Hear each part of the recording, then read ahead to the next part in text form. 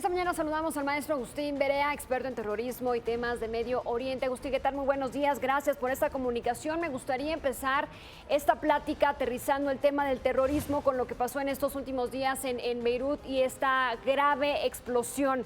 Sabemos que en el Líbano este grupo terrorista Hezbollah tiene gran influencia, de hecho se le acusa de la mala situación económica y financiera de este país. Continúan las investigaciones de este evento, aún no se sabe si esta organización tuvo o no que ver con él. ¿Qué opinas? ¿Qué tal? Buenos días. Pues sí, muy lamentable la situación y en efecto Hezbollah es tiene tanto brazo armado como brazo político. Entonces, de hecho, Hezbollah también tiene representación en el Parlamento, es muy poderoso y por ese motivo es una de las razones que yo diría no le veo en realidad cuál sería la ganancia de hacer un ataque pues en el corazón de tu país.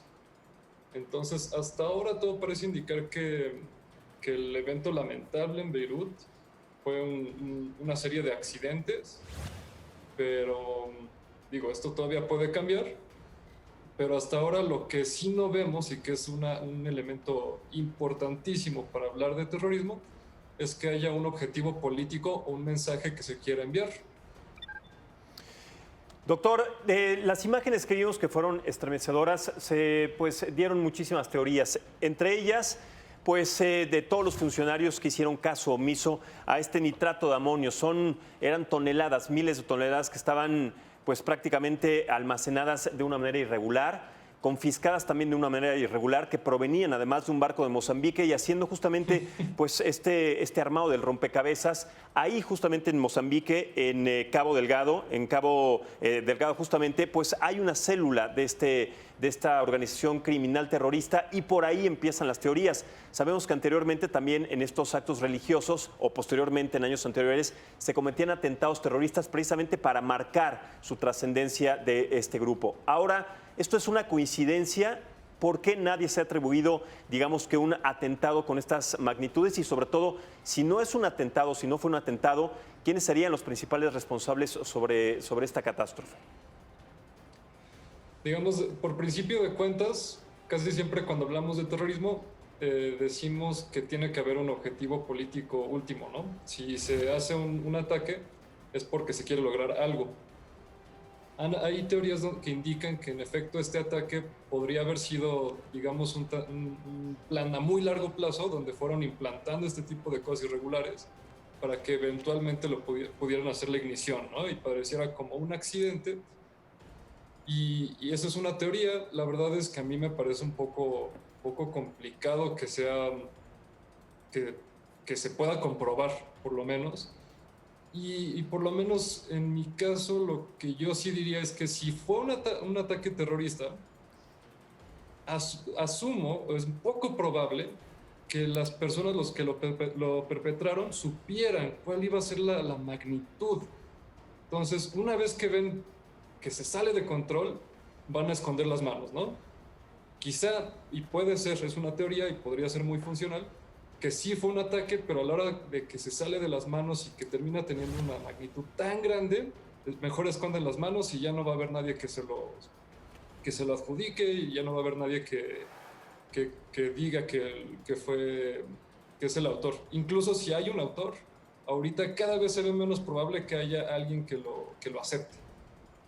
Agustín, te pregunto, ¿qué opinas sobre la estructura y también esta dinámica actual de los grupos terroristas que operan en el mundo y también de la labor que hacen actualmente los gobiernos para poder contenerlos?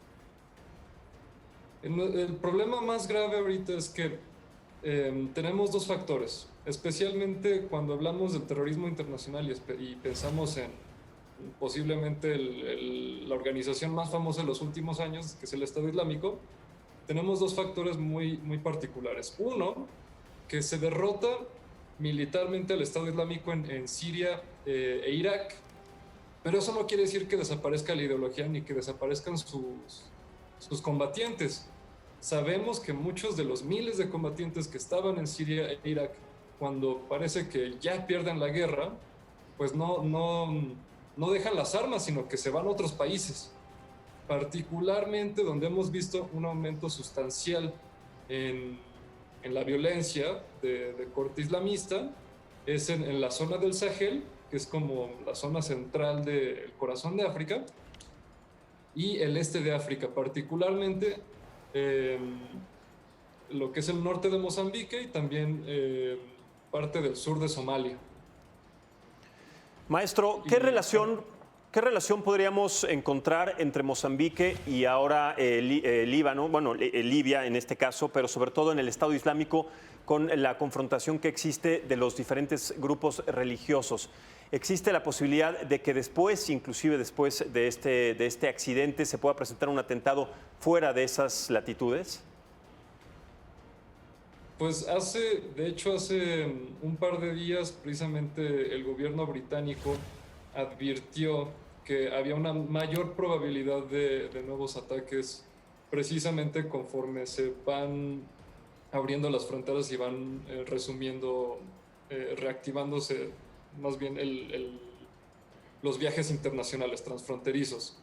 Lo que sí sabemos es que se atomiza el Estado Islámico, empieza a aparecer en muchos lugares. Hace una semana hicieron un ataque muy grande contra una prisión en Afganistán para sacar precisamente a combatientes que están presos, y pudieron sacar a muchos.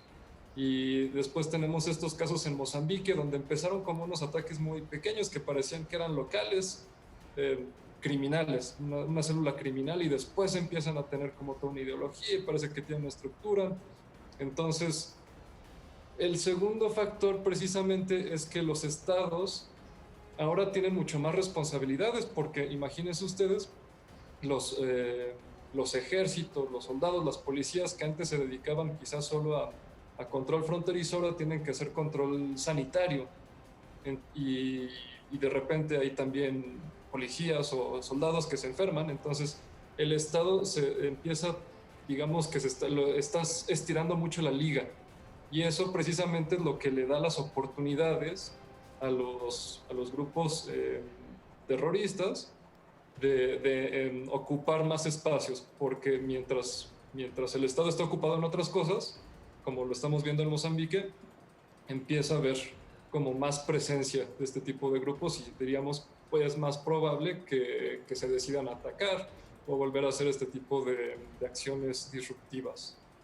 Agustín, ante este contexto de la explosión recientemente en Beirut y en relación a las relaciones actuales entre Israel y Líbano, hay quienes piensan que si el gobierno libanés hace algunas modificaciones dentro del país, de su gobierno, podría reducir este poder actual de Hezbollah. ¿Qué opinas? ¿Qué se podría hacer para que pudiera ocurrir esto?